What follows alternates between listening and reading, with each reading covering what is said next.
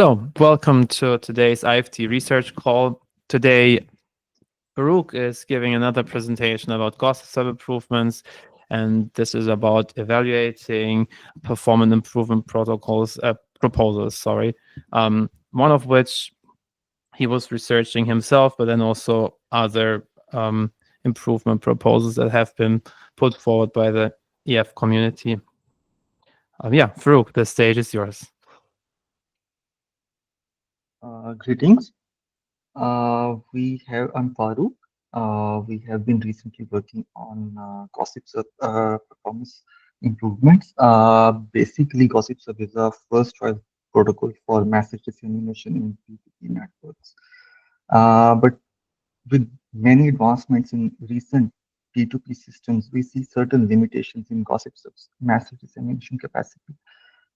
For this reason, we see a large number of gossips of improvement efforts, especially occurring around last 2 to 3 years, and most of them are around large message dissemination.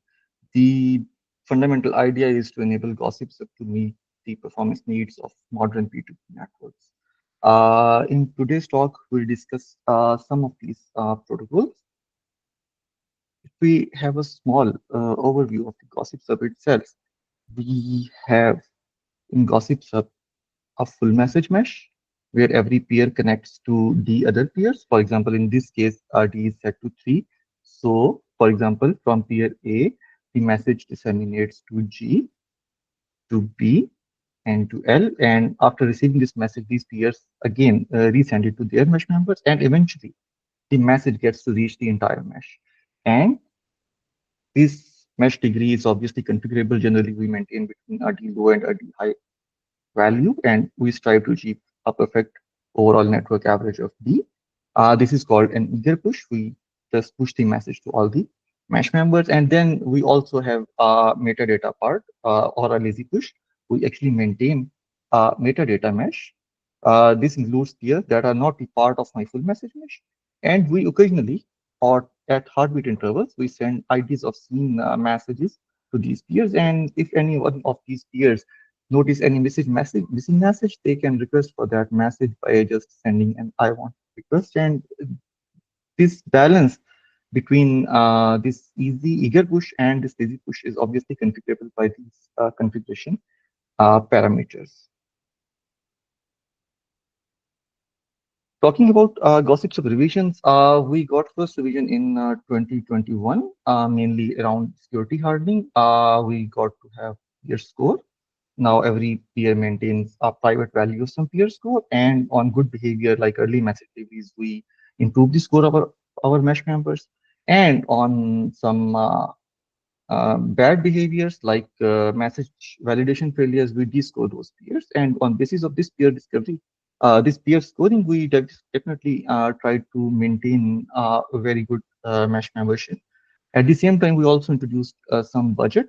So X number of I want requests are allowed to any peer.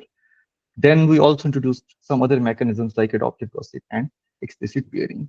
The second revision, that was a minor revision, was around 2023. That was again for large message handling. The idea was the bigger messages, when they are transmitted to the network, we can obviously see here that a large number of duplicates are being transmitted here. So I don't was the idea that if any message, any peer A receives a message from some of its mesh members, it can simply send an I don't want message announcement to its mesh members, and they can stop sending that message under an assumption that message is already received by A. So this was the second and a minor revision to the GossipSub protocol. Now, looking at this revision history, we can see two clear problems. Number one, GossipSub was mainly designed as a robust protocol. Performance was not a main concern. Number two, despite its significance, we see only one minor revision in last 4 years. So that takes us to our problem description. There are significant improvements in P2P application with recent years. For example, if we talk about blob transmissions, already that part of the Ethereum system now, we need to transmit large messages. Then around DAS, we need to transmit again enormous volumes of messages, and again we need quite some space for message sampling as well. Then if we talk about the longer Ethereum roadmap, we also foresee talks about shorter slot sizes, and again much larger message disseminations, and much larger network sizes due to home stakers. Okay, but here we see some shortcomings within the GossipSub protocol.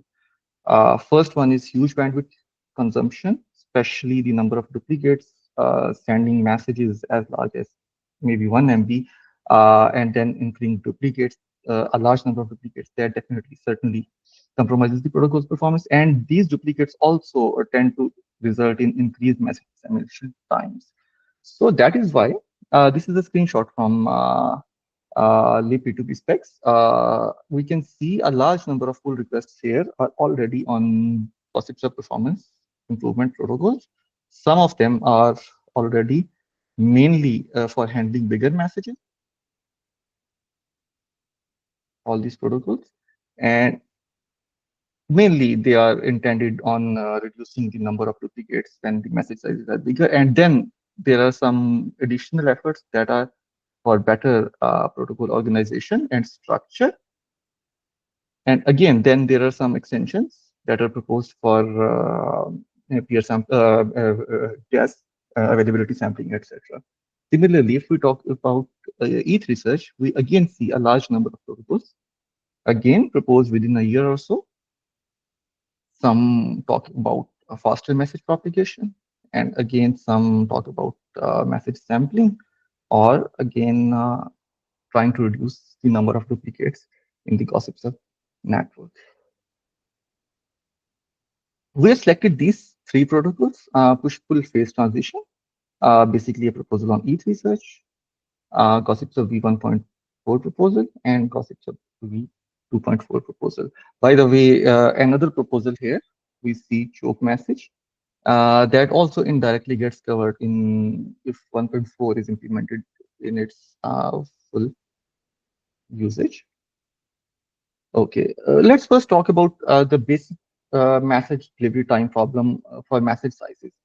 Assuming a message can be transmitted as a single packet, and if we ignore all the complications at the transport layer, we can say the sending time is basically the message size over data rate plus the propagation time. So we get tau 1. For a smaller message, maybe message as small as 10 KB, tau 1 is around 100.8 milliseconds, with 0.8 milliseconds coming from the message transmission and 100 milliseconds coming from the latency under this bandwidth and this link latency. But what if we try sending a message of 1 MB? This tau 1 jumps, and sending to single pair time transmission is around 80 milliseconds now. And for a full message mesh, around D transmissions, and if D is set to 8, we get around 740 milliseconds. And if we also include the congestion avoidance mechanisms and the RTTs available at the transport layer, probably this tau 1 rises by several hundred milliseconds. Now, this leads to many fundamental problems. For example, during this larger message dissemination time, we have already transmitted IF announcements during the heartbeat intervals to some of our lazy mesh or gossip mesh members. They also request for those missing messages using I want requests. Interestingly, these I want requests are usually entertained by the peers located around the optimal message forwarding paths, the early senders. So they have to do more work. So it generally indirectly also slows down the message propagation. That is one problem. Second problem, if we talk about the number of duplicates in the message in the network, they remain between d by 2 minus 1 to d minus 2. This setting comes if, and this is the ideal setting, this we get to have this value if message sizes are so small that no two peers simultaneously send same message to each other. But if tau d rises, it also increases the probability that two peers will simultaneously start sending the same message to each other. So we more of tend to move towards this number of duplicates on an average per peer. And this number of duplicates definitely does not include the number of I want replies made by any peer. Now, interestingly, I don't want messages are not very effective at this stage. The reason is a peer can send an I don't want announcement only after it has received and validated a message. That means any message reception that started at time one, it we can send or it can cancel any transmission, any next or redundant transmission of the same message only after that, only if that transmission starts after tau 1 plus tau d plus tau p. But this tau d is quite large for a message as big as 1 MB. Maybe this tau d goes into seconds. And probably that is a blocker. That is why we don't see much performance improvement in case of I don't want messages. And it also very much depends on the bandwidth that we are using for the simulation setup that we are having in a purely random setting. This is what we achieved, hardly 15 to 20% improvements by use of I don't want messages. These improvements are definitely good and quite helpful. But if we see the time difference between the first message arrival and the first duplicate arrival, that is usually much bigger than the latency that is involved between those two peers. So ideally and theoretically, this difference should have been much bigger. So we need to do something to reduce these number of duplicates from this place. Secondly, if we see an other problem here, here on the left hand side, we have one arrangement here that relates to minimum maximum average number of I want requests made by a peer, by a single peer. And on the right hand side, we show the total number of I want requests, and we simply increase the size of the message in the 1500 peer NAT. For 12 messages transmitted, we can see this one single peer, some single pair at this stage transmitted approximately 150 I want requests for 12 messages. So around roughly 13, 12 mass I want requests per single message. Basically, in most of Slip P2P implementations, what we see is whenever we encounter uh, an I have announcement, we simply generate an I want request just in order to be more robust. And also one reason is in after GossipSub 1.1, there are no guarantees that the peer will respond to I want requests. So just to be more sure, we try generating more and more duplicates from this behavior.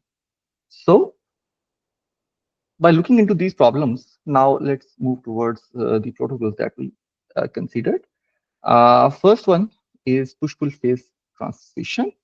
Their idea says that most of the duplicates actually happen in the later stage of message dissemination. Ideally, in the first or early stage of message dissemination, what happens is every peer is generally connected to other peers and they usually have not received that message at that time. But in the later times of message dissemination, the peers are also getting those messages through I want requests in a pull-based manner.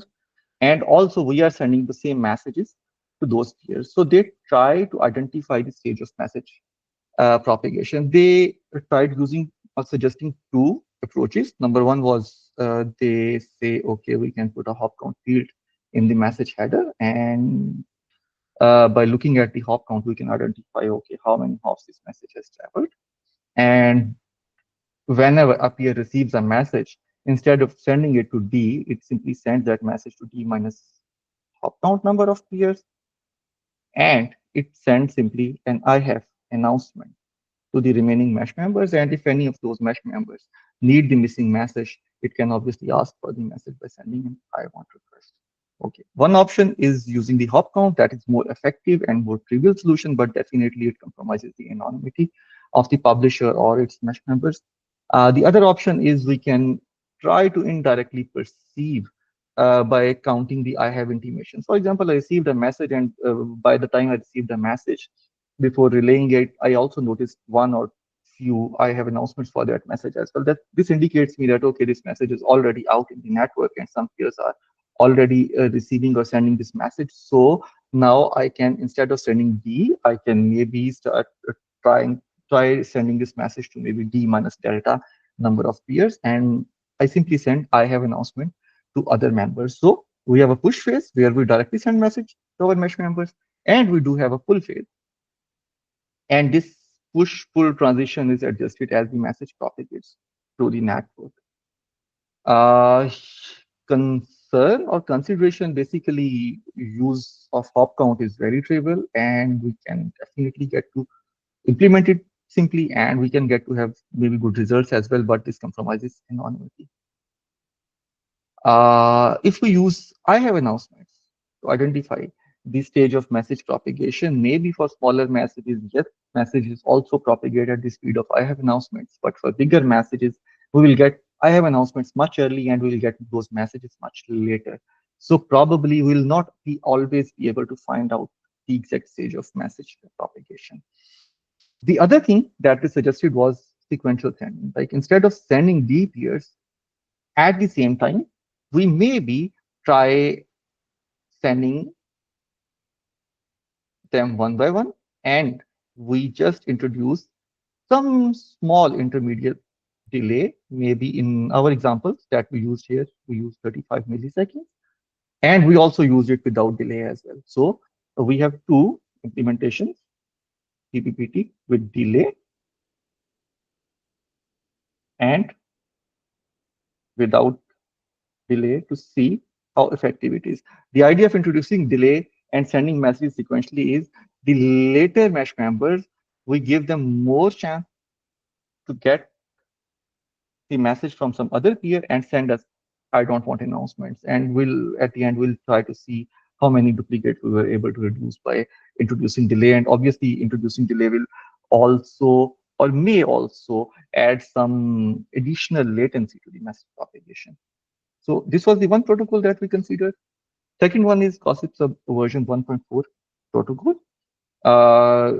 Actually, we proposed this protocol. The fundamental idea was to reduce this time, the effective time of I don't want messages that we called contention interval. We said if a message transmission starts at tau 1, we can only cancel any duplicate transmissions that start.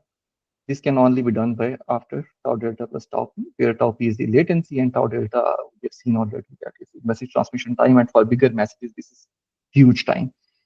We say instead of directly sending a message, what we do is we send a preamble and we do it only for large messages, which can be obviously kept configurable according to application needs. And whenever a peer receives a preamble, it learns a few things. First of all, it knows it is receiving a message. It knows about the message size and message details, etc. It can obviously compute the time it will, or it can obviously estimate the time it will take for that message to reach. During that time, first of all, we don't generate I want requests for the same message that we are receiving. This was one fundamental problem with the GossipSub that we have seen here. Peers usually are receiving messages, and despite that they are receiving those messages, they also generate I want requests for those messages. So this preamble actually allows us to eliminate sending I want requests for the messages that we are already receiving. Number one. Number two, so what we did was we sent only one outstanding I want request for a message. So we don't send multiple I want requests for a message since we have drastically reduced the number of I want requests in the network. So usually now peers, they tend to reply those I want requests. Okay. And then the second thing, we have another message I'm receiving. Whenever a peer receives a preamble, it knows it's getting a message. So it can immediately tell its mesh members that it is already receiving a message. So those mesh members can defer sending the same message to that peer. So we reduce this contention time from this value to straight away this value, and this delta is actually very, very smaller than message transmission time tau t. So the advantage of this approach is we have more effectiveness as compared to I don't want messages, and now we can eliminate more duplicates in the network. If we talk about any considerations, yes, this approach can be exploited by some peers that, okay, they send a preamble. Preamble is a promise for sending a message, and then maybe they never complete, or maybe they intentionally delay sending of that message to us. Okay, first part, preamble is not exploitable. Actually, I'm receiving is exploitable. On receiving a preamble, if I send I'm receiving to my mesh members, they will defer sending the message to me. And the preamble sender now, if it does not complete that message transmission, this can lead to some significant problems. We have proposed an optional safety strategy, and applications can definitely choose, or implementations can definitely choose their own safety strategy for their own use. First of all, we use timeout and peer scoring. Uh, we receive message length in preamble, and we know the usual time that it will take for a message to be received. If that message is not received within that time, we have configuration. Either this is configuration parameter at the implementation level. Either we can ask our mesh members for that message because we know they have it from the I don't want announcement, or my mesh members, after that particular time expires, they can simply send that message to me because they did not hear I don't want announcement. And obviously, the peer who did that, we can descore that peer, and such peers will definitely get eliminated from our mesh very quickly. And this is one optional strategy. We can use some other strategies as well. For example, in our production implementation of GossipSub 1.4 in Nimlib P2P, what we do is we estimate bandwidth.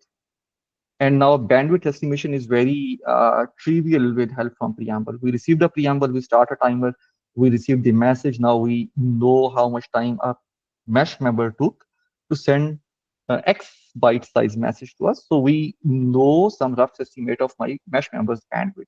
And in our implementation, we accept preambles only from faster mesh. So we are just stopping our slower mesh members or all of our mesh members. That is our configurable choice, that whatever we choose. So slower mesh members would have delivered that message after some time in any case. So this is worth trusting that faster mesh member and asking slower peers to wait for some time. And definitely other safety strategies can also be included according to the suggestions or feedback from community. And the third proposal is GossipSub version 2.0 proposal.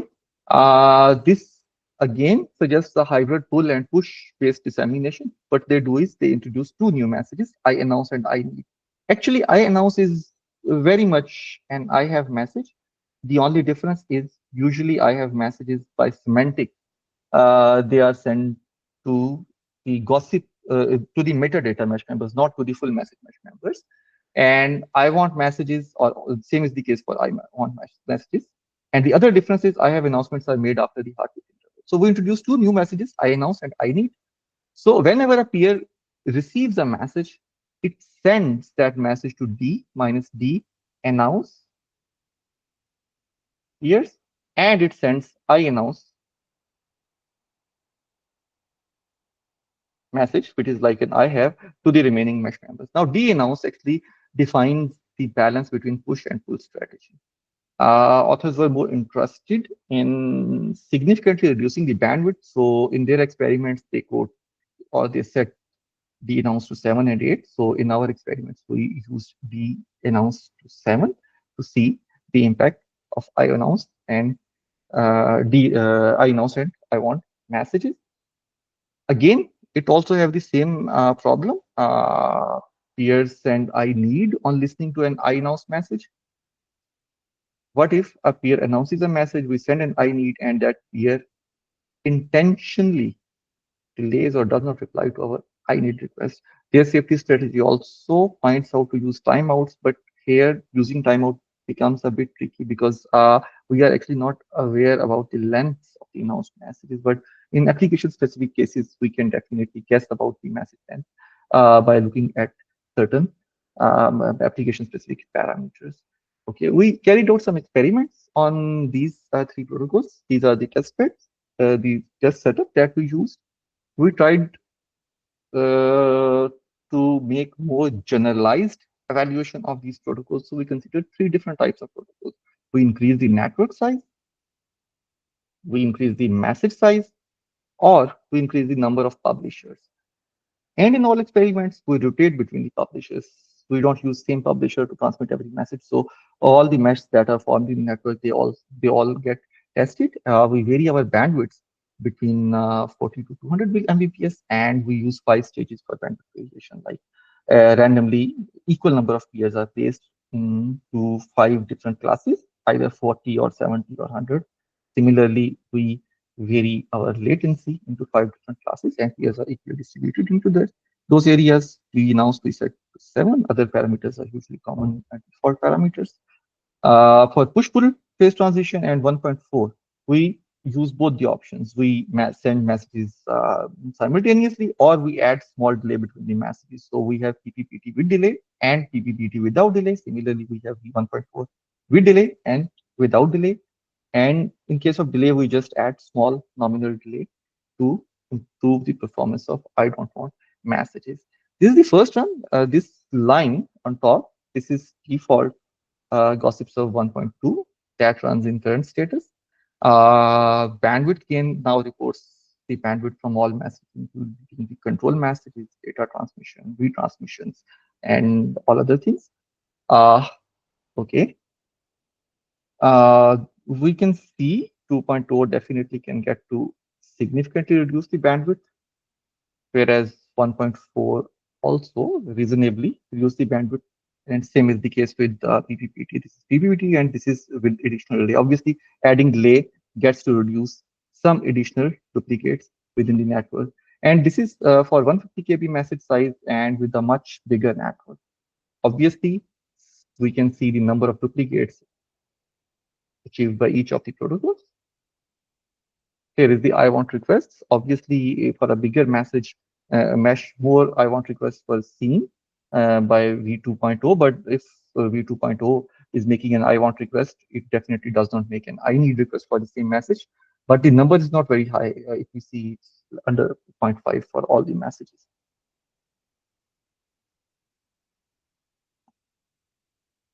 This is latency.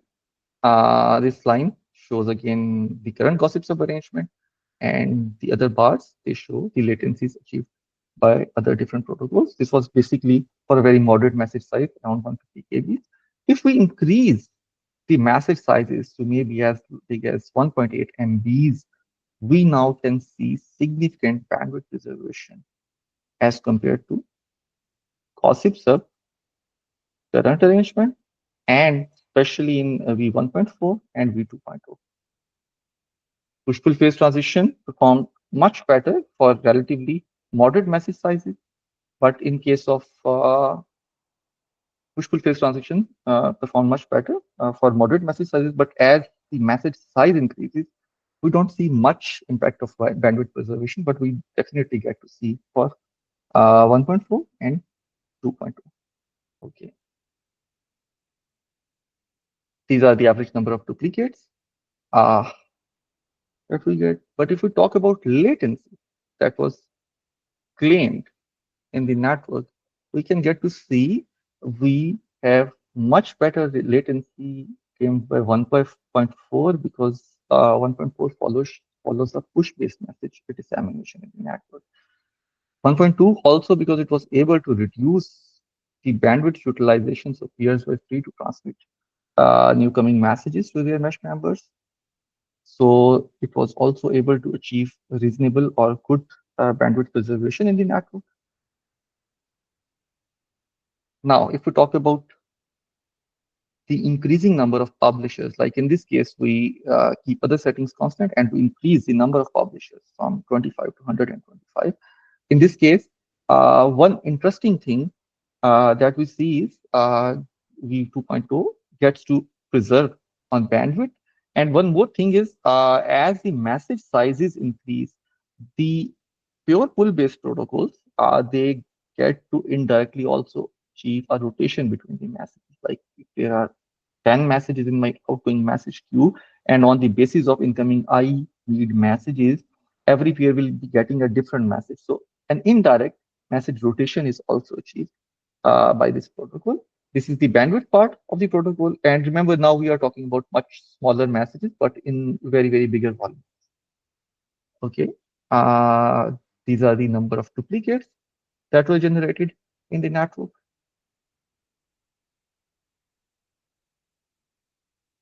I want requests. Again, we can see since the messages were smaller, the I want requests are again in a very moderate numbers.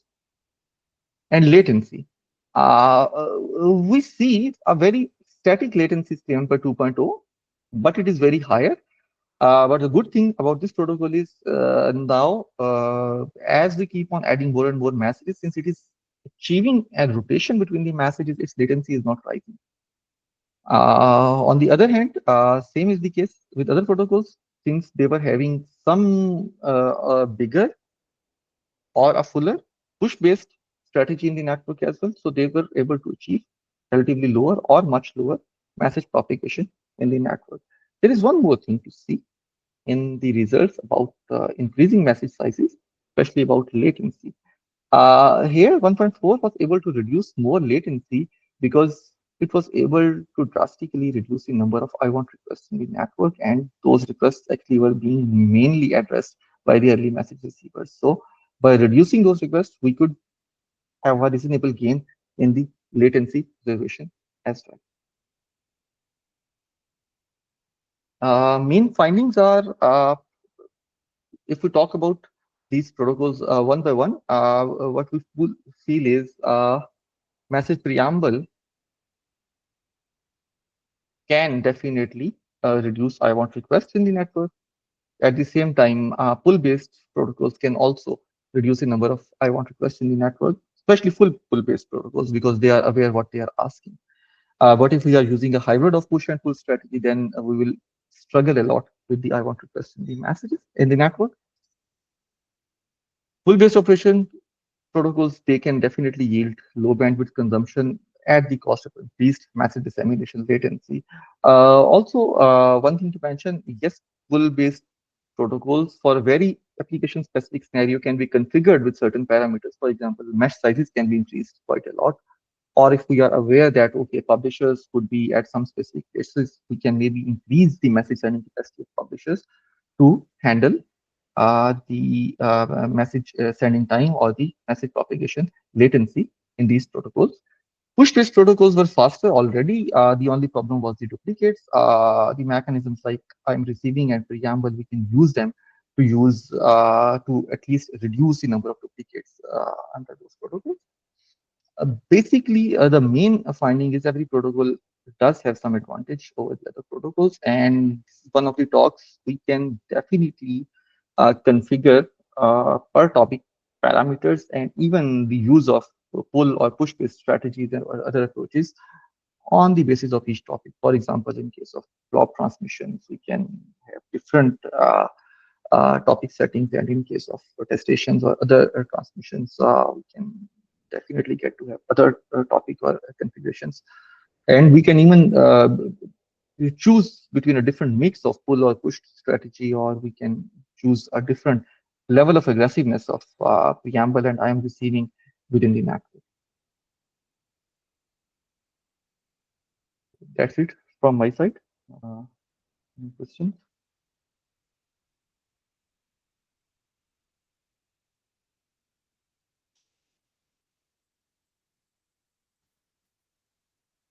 Yes, thank you very much, Farooq, for this very detailed update on the analysis.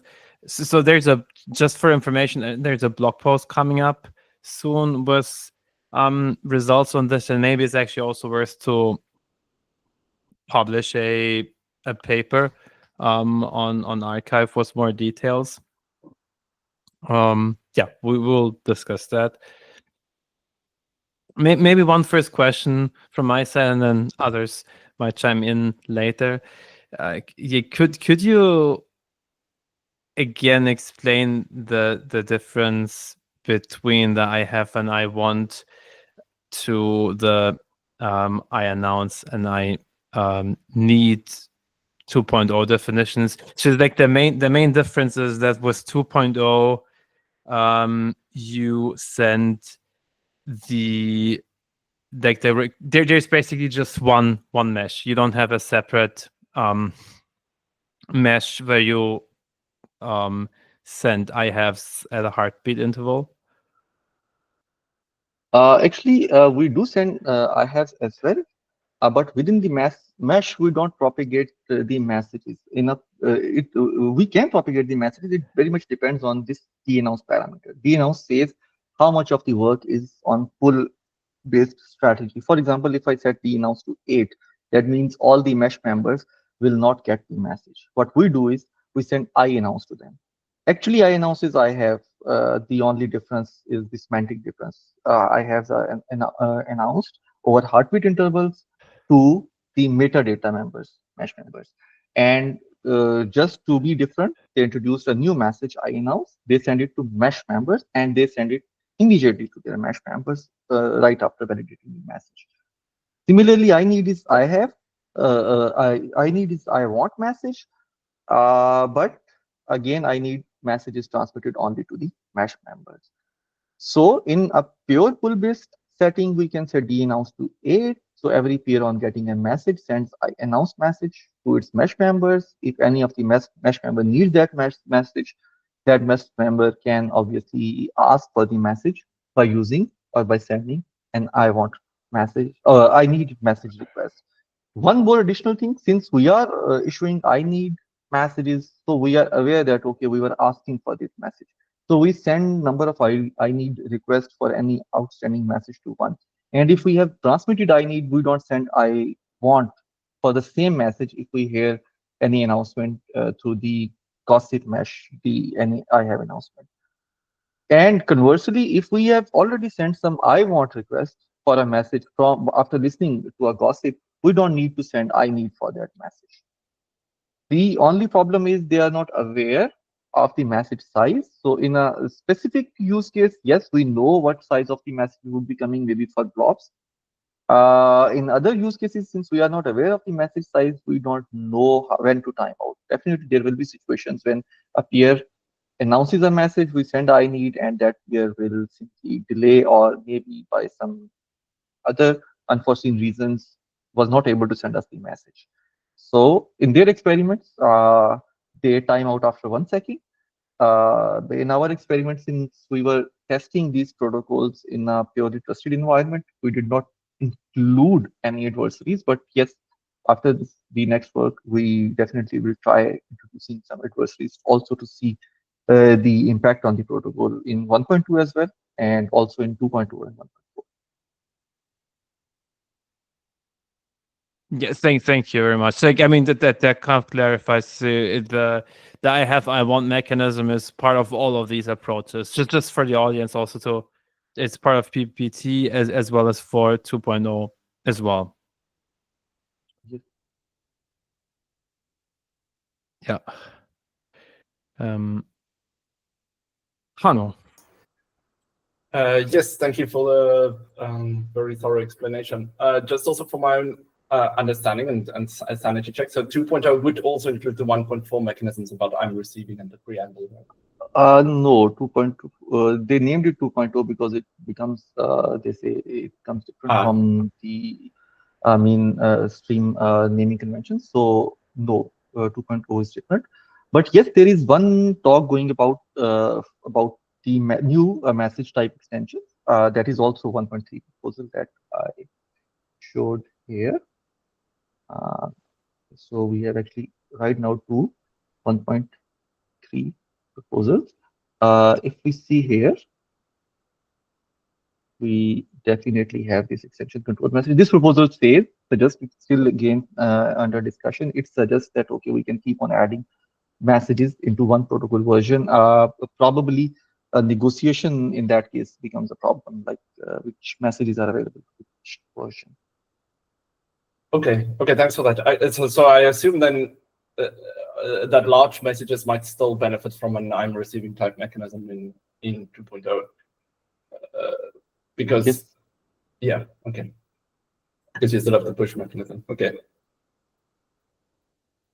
Thanks. You may be adding to this because this, yeah, it's actually a good point. I might have confused some of the audiences.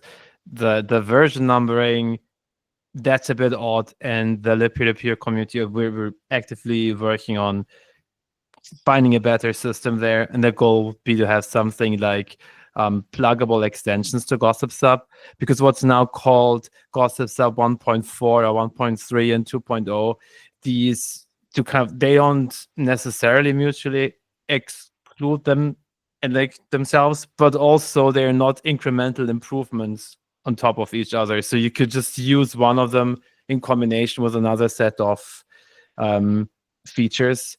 And then for your specific application network, you can then kind of plug and choose what mechanisms you want to use.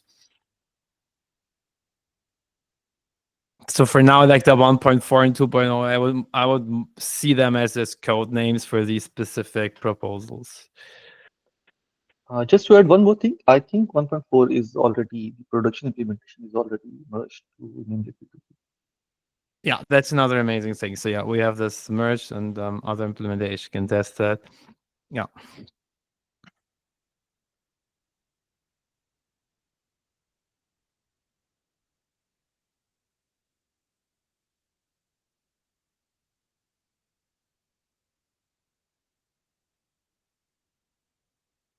Right.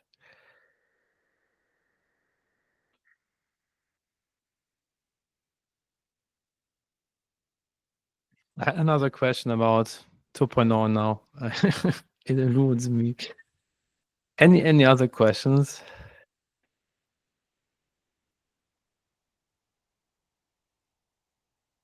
One more thing. So, yeah, Philip will set up his. Philip will set up a forum post.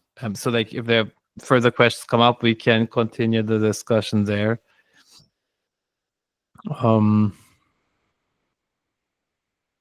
Yeah, I have one more question, but I can't. I will get back.